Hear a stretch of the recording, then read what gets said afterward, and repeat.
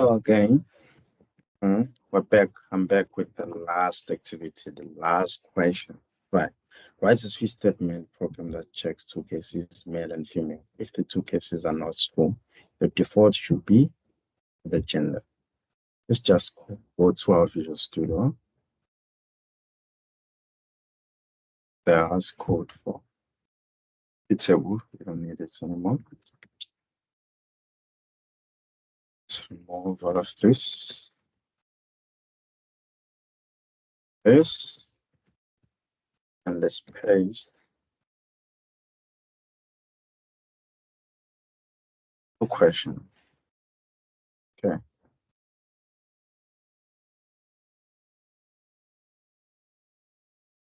Okay. So write a switch statement program that checks two cases, male and female. If the two cases are not true, what should be the gender? Okay. So something they can close the comment here. To close it, okay, that's fine. So what do we need? The first thing we need is declare our gender. My gender is male. Just gonna say gender equals male. This is what I'm going to be checking if I'm male. If I'm male, I'm supposed to have a message that I'm writing, okay? I am a male. If I'm a female, I'm supposed to write I am a female. If I'm none of those cases, male and female, that means I'm the other gender. So we need to have a message also, which be which would be an empty string that we're going to use to write our message. So going to create a switch statement. Please note that the switch, we start with add, then we say switch, then inside brackets we have an expression. That's what we're checking. We're checking for gender. So the switch statement is written in small letters. I don't want to see anyone writing any capital letters in the switch. So I'm just going to open and close the bracket. We have our first case, should be male. Then what do we write when we find out the gender is male? We write a message whereby say I am a male. Close it here. Just write it like so I am a male. Then we break. Why do we use break? It's because we want to break the statement, the switch statement, if this is true. We don't want to run the other cases because we already found the statement that is true. We already found the case that is true that we're looking for. So we have another case, which is female. Then the message you're going to write, if the gender is female, simple as that. I am a female. Then we have something else which is called default. The default is used in case none of these cases are true, which means this is what's going to be displayed if we found these cases being false. So which means we're going to say message equals, just want to simply say other gender. Then we close it. Then you have break. You need to make sure that you always have break to break your statement. See here, I forgot to add break. Was going to have an error if I didn't write break here. So this is it. So now I want to display the message in the browser. So you cannot just run this and get results. If I'm just going to run this, Control S, then I come to the browser. It's going to Control S. You see, I have an error. Let's go and check for the error. It says the current context. Okay, there's nothing being displayed, right? So let me just go after the switch statement and say the paragraph.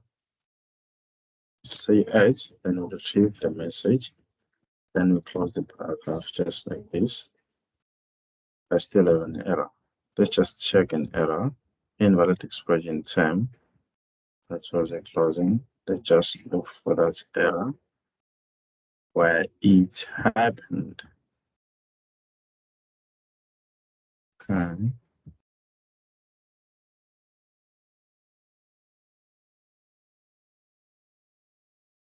does not exist when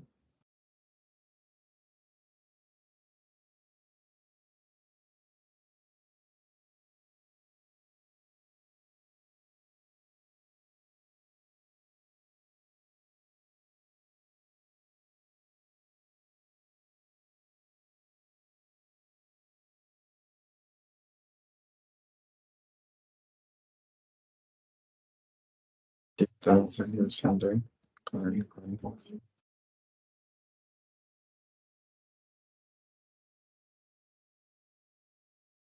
I'm not sure where the error is coming from.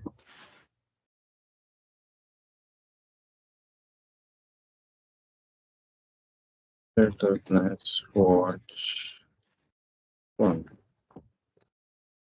Let's see what's happening now.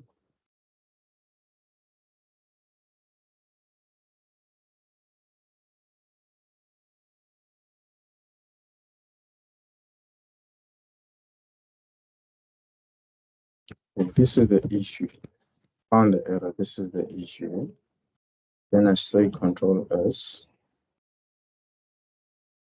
expecting it to run now. You see, if you make just one mistake, it's gonna cause a lot of problem. Here, you don't close it, you just write it like this, like the other cases for defaults. So you can see here, it says I am made. If I change the gender here, that's something that doesn't make sense. Then save it. It's gonna say other gender because this is not true in the two cases we have. But now it falls under defaults because we have to write something in case something is out of the case. So that was it for the switch statement. Just going to demonstrate another example whereby we check if today is Monday, if today is Wednesday, if today is Friday. If none of those cases, Monday, Wednesday, and Friday, are true, we're going to have a default statement whereby we can display the current day because we already have the current day. It's just that we are checking if it is true.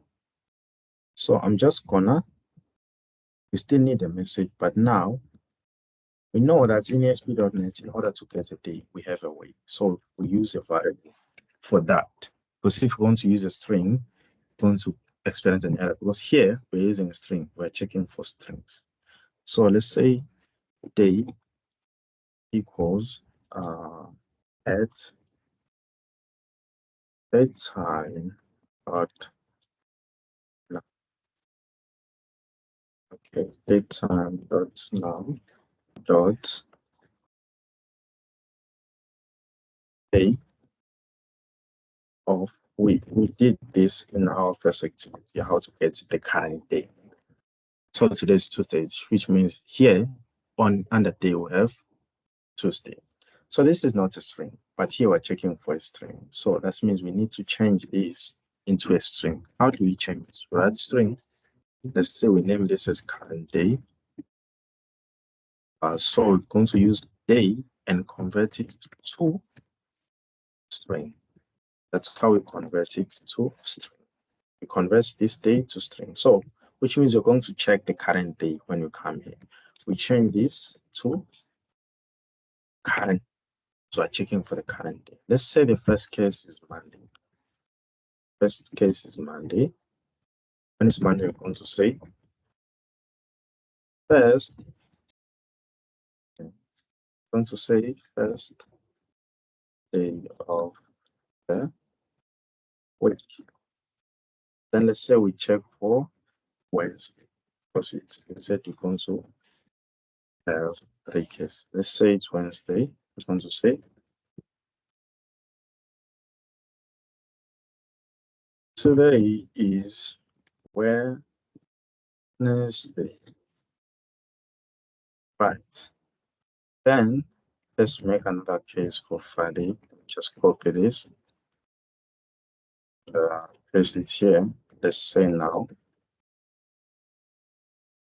Friday. I'm simply gonna say tomorrow is is weekend. Tomorrow is weekend. Right, done. For the default statement, simply say today is, then I say here plus current day, because we already have the date, which is the current day. We already have the day, so that's why I'm adding the current day, because it's going to display the day that is current. If it's Monday, it's going to say it's Monday. If it's Tuesday, it's going to say it's Tuesday, because in these cases, we didn't find the day that matches the day we are checking for. So that's why I said here, today is current day. It's going to display the day that is currently the day. So this was it for this case. I'm just gonna save this, put this aside. Then say it says today is Tuesday, because none of these cases are true. If today was Monday, this is the message that was going to be displayed here. First day of the week. If it was Wednesday, so tomorrow, because today is Tuesday, tomorrow is going to execute this message. If you run this code, I'm expecting you to get today is Wednesday. So this was it for. I hope you understand. If you don't understand, so I wanted to make these videos as short as possible, but try and explain the content more. So that's why I made 2 examples here on the case statement. So make sure you watch the video multiple times, try and understand the content more before you comment. If you understand, also tell me you understand. Thank you, sir. If you want to say so. If you want to keep quiet, it's also fine. But make sure you understand. If you don't understand, feel free to comment or just simply WhatsApp me and tell me, see, I don't understand something there. But if you comment, obviously I'm going to get a notification. If there's something, I'm going to get a notification whereby you will say you don't understand. So thank you. That was it. For the theoretical parts, make sure you study. There are also questions there whereby I ask you about this date, time, now, all those kind of things. So make sure you practice around them. Use different features of ASP.NET whereby we use datetime now.